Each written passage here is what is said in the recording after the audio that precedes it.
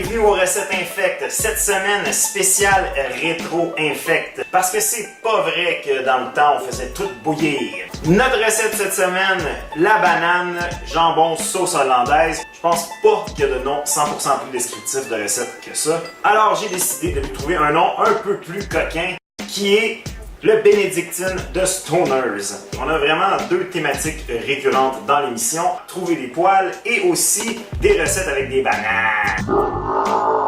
Je vous promets même aucune joke sexuelle à propos des bananes. Aucune. Qu'est-ce que ça prend pour faire le Bénédictine des Stoners? Ça nous prend des bananes, donc évidemment pas de joke de du jus de lime, donc ça se trouve dans le rayon de la tequila. Du jambon en tranches à sandwich, parce que évidemment, on veut pas mettre du bon jambon là-dedans. On va prendre le jambon qui est le plus dégueulasse avec toutes les bouts de scrap et de tendons.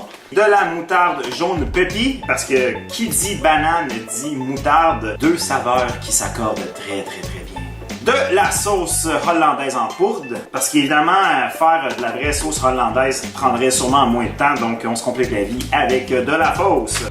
On est maintenant prêt à commencer. Donc, la première étape, c'est de faire préchauffer le four à 400. Comment il marche le four? On est... Et une fois qu'on démarre le four, c'est un excellent moment pour aller prendre une marche, promener le chien et l'oublier avec des trucs dedans. On va préparer le plat qui va aller au four en mettant un beau petit fond de beurre. Ah ben, regarde-moi donc ça, il y a des beaux petits morceaux de beurre qui nous restent dans ce beurrier-là avec des petites graines de toast. On badigeonne le fond. Si on peut enlever les graines de toast, ça aide toujours, mais... Alors oui, j'ai mis les deux mains dans ton beurrier, je suis désolé. On est maintenant rendu à l'étape de éplucher nos bananes. Là, je ne vais pas rentrer vraiment encore dans le détail de comment faire parce que si tu regardes dans mes autres vidéos, j'ai déjà expliqué la meilleure technique pour éplucher des bananes. Donc, ce que je vais faire, c'est que je vais tout simplement les éplucher. On peut maintenant badigeonner de jus de lime nos bananes. La raison pour laquelle on fait ça, c'est pour éviter que nos bananes deviennent toutes brunes. Alors, allô maman, j'ai jamais fait ça auparavant. Une fois les bananes bien badigeonnées, on prépare le jambon. Donc on prend une tranche de jambon par banane. On met de la moutarde sur nos tranches. Donc c'est un peu comme faire une sandwich d'étudiant un peu fauché. Étendre la moutarde. On emballe la banane dans la tranche de jambon avec la moutarde. Pogner la tranche de jambon. Twister la banane, comme ça.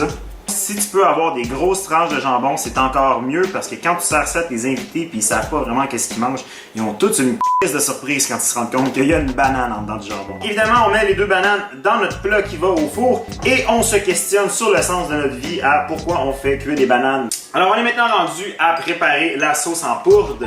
Donc, évidemment, il y a des instructions sur l'emballage, mais nous autres, on s'en calisse. Selon la recette d'antan, ça nous prend une tasse d'eau. Moment culinaire captivant. Ensuite, on met un quart de tasse de crème. Généralement, on avait mis de la crème 10%, j'imagine. Mais malheureusement, je n'avais que de la 35%, donc calories. On rajoute un peu de jus de lime. J'ai aucune idée pourquoi. Ça va faire des motons. Ben c'est pour ça, c'est pour faire des motons. Ricardo aurait pas su mieux faire. Ah, c'est jaune ça. On brasse un petit peu. On se rend compte que ça fait pas grand chose. Pour faire bouillir, il faut allumer le rond, s'accoter de façon très décontractée et puis brasser. Ça, c'est le bout de plate où est-ce qu'on brasse. Maintenant que la sauce hollandaise est prête, on peut la verser sur nos deux bananes. Si ton degré de maturité a fait que les jokes de graines te faisaient encore rire, cette étape-là va un peu te traumatiser, j'imagine. Yark! Il y a toute une odeur qui se dégage d'ici en ce moment. Il nous reste maintenant qu'à les mettre au four environ 5 minutes ou jusqu'à ce que ça sente le dans ta maison parce que ça va brûler. Oh, c'est chaud! Et on les oublie. Ça pue dans la maison, donc c'est prêt.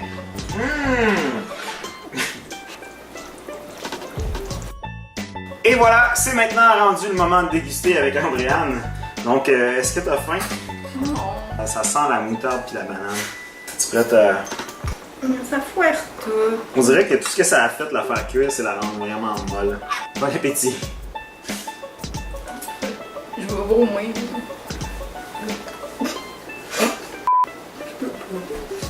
Je suis pas super. J'ai vraiment mal au cœur. Ça goûte vraiment n'importe quoi. Tu sais, quand t'allais au camp de jour, quand t'étais petit, puis qu'il y avait un accident dans ta boîte à lunch, puis tout se mélangeait, on dirait que c'est ça qui est arrivé en ce moment. C'est vraiment le fun. C'est pas si mal, je te dis.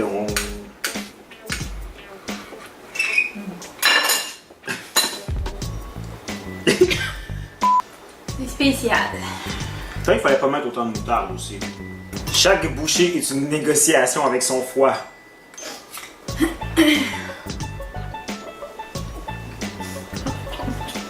C'est dégueulasse.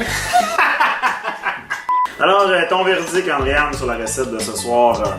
C'est dégueulasse. C'est dégueulasse. Alors voilà, c'est déjà tout pour cette semaine. Donc, c'était les bénédictines de Stoner. Alors, t'es-tu prête pour la prochaine recette ou... Ben, pas aujourd'hui.